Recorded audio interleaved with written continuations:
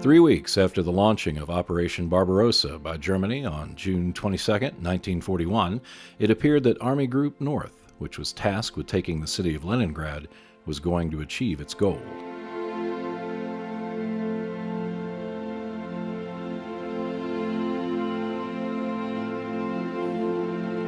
On the eve of the invasion, Army Group North, commanded by Field Marshal Wilhelm Ritter von Lieb, staged their forces in East Prussia. The prize was the city of Leningrad, with the Baltic republics being taken along the way to the objective. The invasion caught the Soviet Army completely unprepared. Despite the naturally difficult terrain, Army Group North managed to achieve its initial operational objectives on the way to Leningrad.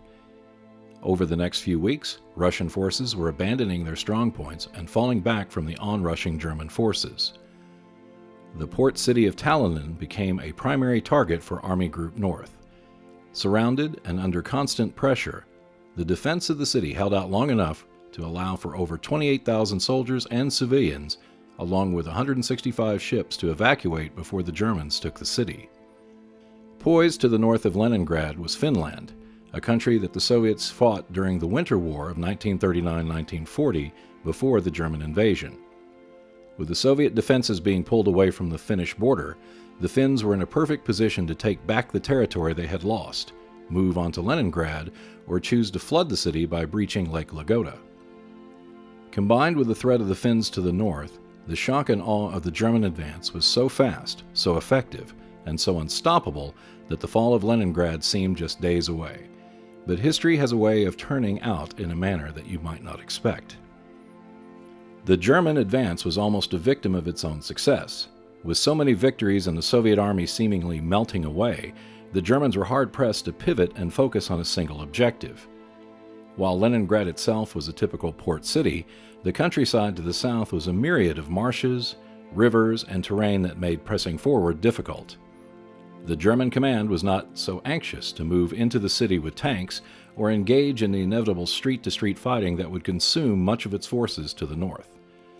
So, the decision was made to cut off the city instead. German forces would press past Leningrad and isolate it from the rest of the Soviet Union. On August 20th, the Germans began the artillery bombardment of the city, destroying many homes, businesses, schools, and hospitals. By the 8th of September, the encirclement of Leningrad was complete.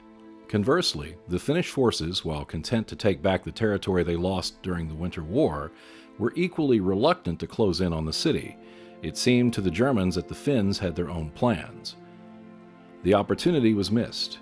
The German forces became content to cut off Leningrad and starve the city into submission.